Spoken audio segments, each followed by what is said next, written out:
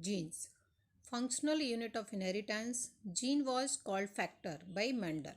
Okay, so Mendel proposed that something was being passed down unchanged from parents to offspring through the gametes over successive generations. He called these factors called genes. Mendel ने propose किया कि कोई भी चीज़ unchange रूप में parents से offspring को gamete के थ्रू जनरेशन में जाती है उसे जीन कहते हैं. Okay, genes which code for a pair of contrasting traits characters are known as alleles. Gene के अपोजिट करेक्टर्स के पेयर को एलिल कहा जाता है. ओके, यानी forms of gene is called alleles. Okay, next है homozygous. If these two genes are of same type, both are dominant or both are recessive, this condition known as homozygous.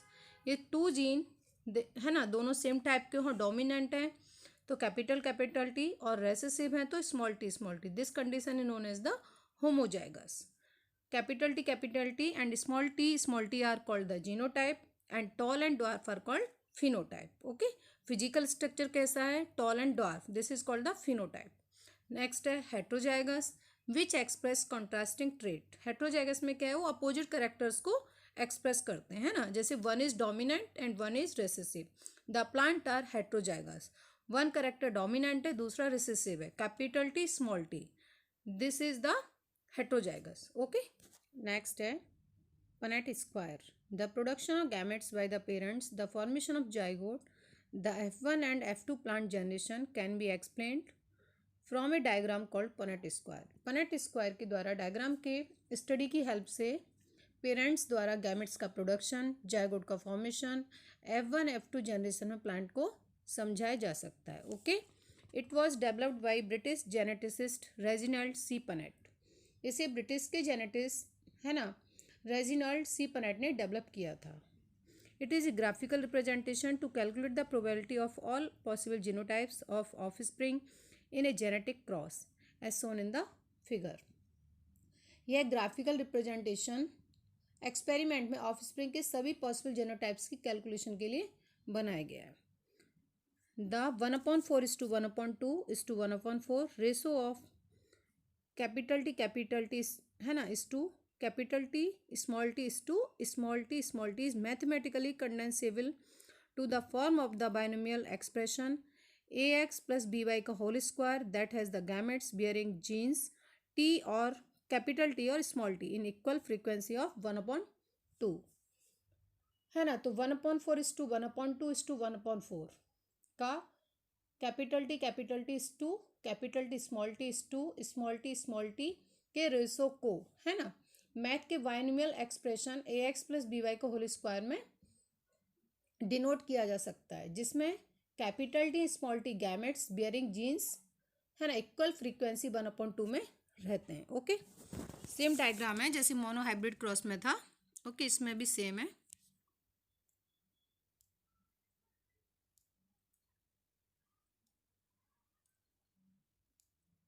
जैसे ये tall plant लिया है और dwarf, इनमें भी cross कराया है. तो टॉल का है ना capital T tall, dwarf small T है ना. गैमेट्स ले लेंगे इसके हम फर्स्ट जनरेशन में, तो क्रॉस कराएंगे तो कैपिटल टी है ना, इधर स्मॉल टी. F1 जनरेशन में इसका क्रॉस इसके संग कराया तो कैपिटल टी स्मॉल टी, फिर कैपिटल टी का स्मॉल टी के संग क्रॉस कराया तो कैपिटल टी स्मॉल टी, फिर कैपिटल टी का स्मॉल टी के संग. इस तरीके से फर्स्ट जनरेशन में सारे टॉल प्लांट होंगे. ओके, फिर नेक्स्ट F2 जनरेशन में सेल्फिंग करा देंगे कैपिटल टी स्मॉल टी की. ओके, तो नेक्स्ट जो गैमेट्स बनेंगे हमारे capital T small T heterozygous. Okay, तो कैपिटल टी स्मॉल टी इनमें फिर से हमने क्रॉस कराया F2 जनरेशन में, तो रेशो जो हमारा आएगा 3:1 का रेशो आएगा, यानी 3 टॉल प्लांट होंगे, 1 हमारा ड्वार्फ प्लांट होगा. ओके, तो phenotypic ratio tall is to dwarf 3:1. Genotypic ratio होगा है ना capital T is to capital T small T is to small T 1:2:1. Okay, same है ये पनेट स्क्वायर का चार्ट जैसे पीछे डायग्राम में दिया था है ना. तो यहाँ पर फिर हमने टॉल प्लांट लिया है, दूसरी तरफ ड्वार्फ प्लांट लिया है. ओके, उसके गैमेट्स ले लिए हमने capital T small T. Okay, gametes लिए कैपिटल है ना फिर इसको हमने क्रॉस कराया तो इस तरीके से फिर चार्ट आएगा ये वाला। ओके, एफ1 जनरेशन में सारे प्लांट टॉल होंगे, ऑल टॉल प्लांट्स, है ना। नेक्स्ट हमने सेल्फिंग करा है इसकी, सेल्फ फर्टिलाइजेशन, जिसमें हेट्रोजाइगस होगा, capital T small T, this is the heterozygous plant. Okay, तो ये है हमारी F2 जनरेशन में ये वाले होंगे, 3 प्लांट टॉल होंगे, 1 ड्वार्फ होगा, 3:1 का रेशो इसमें भी आएगा, जीनोटाइपिक रेशो, है ना, 1:2:1। ओके, नेक्स्ट जो बायोनोमियल एक्सप्रेशन है, इसका इक्वेशन है, उसको हम a+b का whole square is equal to a² + 2ab + b² के अकॉर्डिंग इसको हम एक्सप्लेन कर सकते हैं। ओके, तो देखिए a+b का whole square is equal to a² + 2ab + b²। Okay, इसको हम खोलेंगे तो ऐसे होगा ना इक्वेशन। तो ऐसे हमने ले लिया a+b का होल स्क्वायर, क्या है हमारे पास 1/2t + 1/2t का होल स्क्वायर। ओके, तो a² क्या हुआ हमारा 1/2 कैपिटल टी का whole square. Okay, plus 2ab, 2 आगे ला है ना, 2 आ गया। उसके बाद ab क्या है 1/2t capital T + 1/2 small T, है ना, ये वाला। Okay, clear. फिर प्लस b², है ना, तो b² में था हमारा 1/2 स्मॉल टी का होल स्क्वायर। ओके, अब यहाँ पे हमने क्या किया, 2 से 2 को कट कर दिया। ओके, ये वाला जो दिखाया मैंने इधर, है ना, 2 से 2 को कट कर दिया, तो हमारी जो न्यू इक्वेशन बनेगी वो, है ना, 1/4 कैपिटल टी। ओके, प्लस यहाँ पे हमने कट किया तो 1/2 capital T small T. Okay, है ना, ये वाला 2 बचा ना हमारे पास इधर। ओके, तो ये हो गया हमारा 1/2 कैपिटल टी स्मॉल टी, और लास्ट में इसको हमने फिर से सॉल्व किया तो हमारा क्या आया 1/4 स्मॉल टी। ओके, ये था हमारा पनेट स्क्वायर। ओके, नेक्स्ट है टेस्ट क्रॉस। ये cross arranged for deciding whether an organism is homozygous और heterozygous is called test cross. कोई ऑर्गेनिज्म किसी करेक्टर के लिए होमोजाइगस है या हेट्रोजाइगस, ये डिसाइड करने के लिए जो टेस्ट किया जाता है उसे क्रॉस टेस्ट कहते हैं। Okay, selected cross breed of pea may be homozygous tall or heterozygous tall. If we cross a tall plant with a dwarf plant, 2 outcomes are possible. P की सिलेक्टेड ब्रीड में cross करके पता चलता है कि plant homozygous tall है या heterozygous toll. यदि टॉल प्लांट और ड्वार्फ प्लांट के साथ क्रॉस कराए तो इसके 2 आउटकम्स हो सकते हैं। ओके, जैसे देखिए यहाँ पे मैंने चार्ट बनाई है टेस्ट क्रॉस का। ओके, तो है ना, तो इसमें जो वायलेट कलर है वो डोमिनेंट है वाइट के ऊपर। ओके, तो यहाँ पे लेंगे कैपिटल डब्लू। ओके, इसका हम क्रॉस कराएंगे स्मॉल डब्लू के संग। ओके, तो फर्स्ट कैपिटल डब्लू, सेकंड कराए तो कैपिटल डब्लू स्मॉल डब्लू, चारों सेम आएंगे, है ना। तो all flowers are violet colour. Okay, unknown flower is homozygous dominant. फिर सेकंड इसके संग कराएंगे कैपिटल डब्लू स्मॉल डब्लू का। ओके, स्मॉल डब्लू के संग, है ना, तो capital W small W, capital W small W, small W का जब डब्लू के संग कराए तो small W small W, small W small W. Okay, तो इसमें 50% जो फ्लावर्स होंगे वायलेट, है ना, वायलेट कलर के होंगे, and 50% flowers are white. Okay, तो अननोन फ्लावर इज हेट्रोजाइगस, है ना, क्लियर। ऐसे इस डायग्राम में भी दे रखा है, देखिए सेम ही है। तो डोमिनेंट फिनोटाइप, जीनोटाइप अननोन है, ये डोमिनेंट है, वायलेट कलर डोमिनेंट है। ओके, सेम है, ऑल फ्लावर्स आर वायलेट, और same half 50% white and 50% violet colour के फ्लावर मिलेंगे। Okay, this is the test cross. Next topic है Mendel's law. Mendel's give 2 law of inheritance. Mendel ने inheritance के लिए 2 law बनाए थे। फर्स्ट है लॉ ऑफ डोमिनेंस, सेकेंड है law of segregation. Segregation means separate होना, अलग होना। फर्स्ट है law of dominance states that one factor in a pair like that one of the two alleles may express itself and prevent expression of the other. जब किसी organism में एक character के 2 different allele या gene हो तब 2 में से एक ही एलिस दिखाई देता है, मीन्स एक्सप्रेस होता है, और दूसरा एलील अनएक्सप्रेस रहता है, मीन्स छुप जाता है ना। वन इज डोमिनेंट, जो दिखाई देता है उसे dominant, and other is recessive gene, और जो दिखाई नहीं देता उसे रेसेसिव जीन कहते हैं। सेकेंड है law of segregation, states that 2 factor alleles of each character segregate or separate during gamete formation so that each gamete receives only one factor for each character and is always pure. Gamete formation के time दोनों factor separate होते हैं और gamete को दो में से एक ही फैक्टर मिलता है जो हमेशा प्योर होता है. Thus any gamete contains only one gene for the expression of a character. This law is also known as law of purity of gametes. Next है इसलिए कोई भी गैमेट सेल करेक्टर्स की एक्सप्रेशन के लिए एक ही जीन को कंटेन करती है. इसे गैमेट्स की प्योरिटी का लॉ भी कहते हैं. नेक्स्ट है an organism can be homozygous और heterozygous for a character but it gametes will always be pure for a particular expression of that character.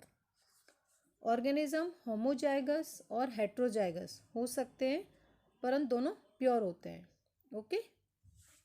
Next है law of independent assortment. The segregation of gene controlling one character is independent of the segregation of genes controlling another character. This law is based on dihybrid experiment. The ratio is 9:3:3:1.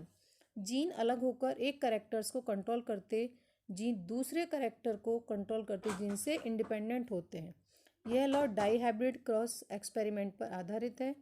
Ratio है इसका 9:3:3:1. Next topic है incomplete dominance. Okay. Incomplete dominance is a phenomena in which phenotype of the F1 hybrid generation offspring does not resemble any of the parent, but it is an intermediate between the two. The inheritance of flower color in the dog flower is a good example to understand incomplete dominance.